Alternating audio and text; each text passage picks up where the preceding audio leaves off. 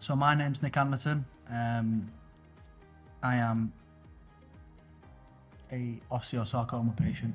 And just before I begin, I just want to thank Sarcoma UK for inviting me and my partner Isabel to come and kind of share our story. I would say it's mine, but I think, as you know, that if anyone who's diagnosed with cancer, it's not just the individual, who experiences the whole brunt of the journey, the up and downs.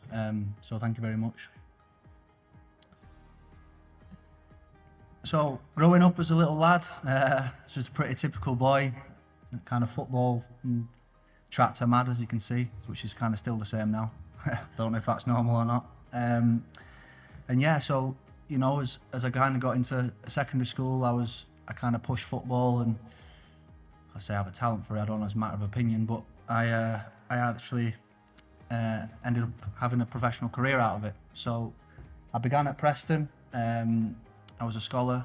I did 2 years as a youth team, and then I signed a couple of years professional, and then kind of went on to have a career really. I dropped down to the National League, played for clubs like Barrow, and then signed for Blackpool, Accrington Stanley. 2020 I signed for Carlisle United and captained the team for a season, and that's when me and Isabel had our first child, Grace.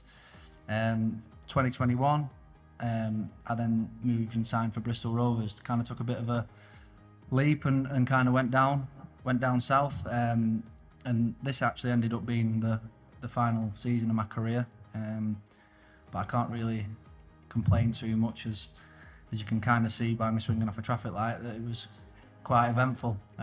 We ended up getting promoted on the final day, and memories that will live with me forever, and our family forever who got to experience it, and I'll forever be grateful for that sort of thing. But this is the kind of time where I'd say our story started. I began experiencing knee pain in, I'd say, the January of that season, which felt, it was quite bad, more than your typical aches and pains and niggles, but I didn't think anything of it. I think I thought at the time that my body was kind of wearing a little bit. I'd played 8-9 seasons kind of most weeks, and yeah, so this off season we went away on holiday, and I started trying to do my fitness, and pain began worse. I started kind of experiencing waking up in the middle of the night with a bit of a throbbing leg.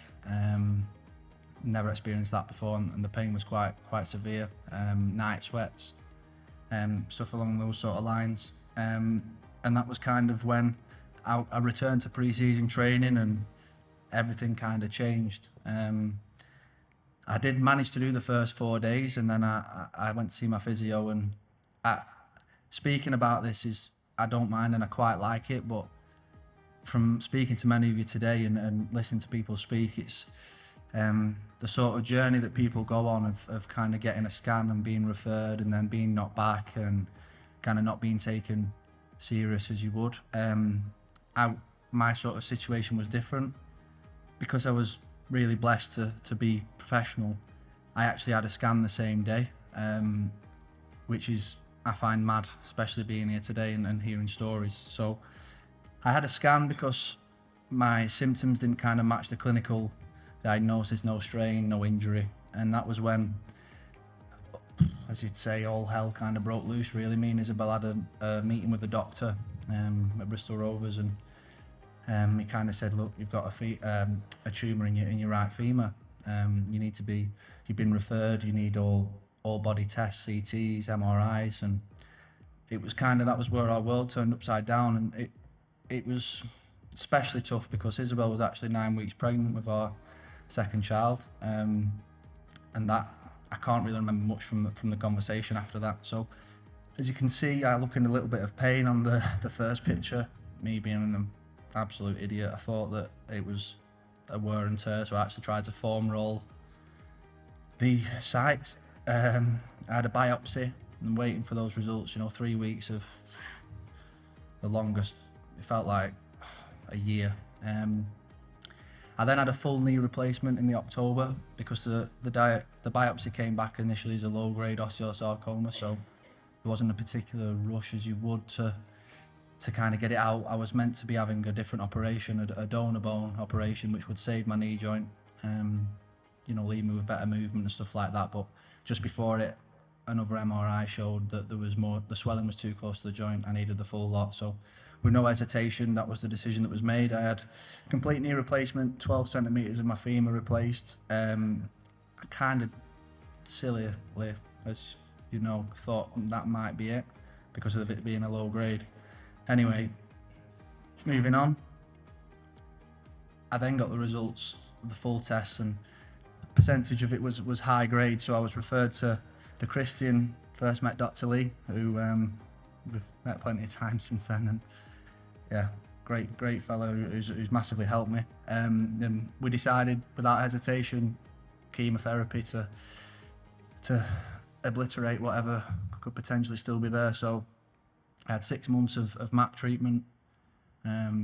Got to be honest, I'm not sure I've spoke to people who've experienced that sort of treatment, but it's extremely tough. I spent close to 70 nights in hospital, opted for a mifemertide treatment as well. On top of that, completely changed our lives and my life, but that is the unfortunate what this sarcoma and what cancer can do to people's lives and families. So yeah, it was from a few months prior, not having a clue about the disease to almost, losing the career and going into the treatment was a lot to deal with. And, Isabel being pregnant as well didn't help, and it was just carnage for us all. As I continued through my treatment, it got worse and worse, really. Side effects, I'd probably say going into the treatment, my mentality was extremely focused, and when I first met Dr. Lee, I got leaflets, I got spoke to about side effects, what will happen.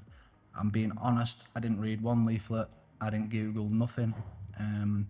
I went into it with the most tunnel vision that you could possibly have. And I can be honest, I got towards the end of the treatment, that wasn't the case. It took a lot out of me. And as I got towards the end of the 6 months of the intensity and the visits, the side effects, the constant, the port hooking up to different chemotherapies, staying away from my family, it really, really took its toll. And these are just some photos of me. I have to say a big thanks to Dr. Lee as well, because we did actually knock my treatment back one day so I could be at the birth of George, and which was, I'm eternally thankful for that. So I got to experience the birth of our second child. Obviously George came to see me at one point. Thankfully he won't remember that. And yeah, I mean, the support that I had and we had as a family from the football world was something unbelievable. Being at a club like Bristol Rovers at the time, on the left is the manager, on the right Joey Barton, Andrew Downing was the media man, and Paul Coots on the left, who's probably one of my best friends now I experienced it with, and everyone at the club shaved their head on the 16th of January, which was my squad number. Massive amount of support. Another coach there come to see me at one point. And yeah, life changed. I just cracked on, tried my best, and got to kind of towards the end, and it's kind of when I decided to announce my retirement from football. Kind of wanted to leave that chapter, and when I'm 26 at the time, just move on. On the left is a photo. I actually was neutropenic sepsis at one point during the treatment. I think it was Easter 2023.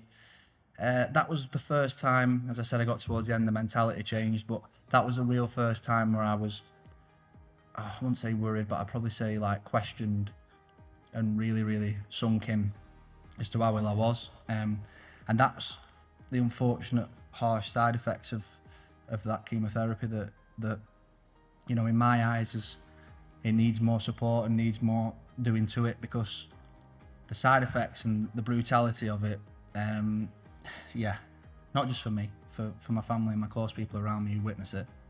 And I think, as I saw, Dr. Lee's going to talk about lung side effects, I think, afterwards that I've seen, but the side effects for that, for me, I mean, I've got a little bit of heart damage from the doxorubicin, so my ejection fraction took a big hit from that. So I take a tablet for that, which in the grand scheme of things it's not anything, but if things can be different, it would be a massive, massive help to everybody that have to endure it. continued towards, this will be the last month now. It's getting a little bit weaker. And then we rang the bell there. That's me with our children, Isabel. I rang the bell, just an example of my last couple of cycles of Dr. Hoops, and I got to have them at home. Thankfully, just a little bit of a break. And yeah, since that sort of thing, I kind of finished the treatment and then tried to crack on with life. So we've got a little bit more positive photographs. We went away on holiday.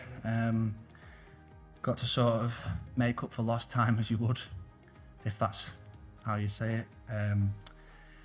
We got engaged in New York. We're getting married next year.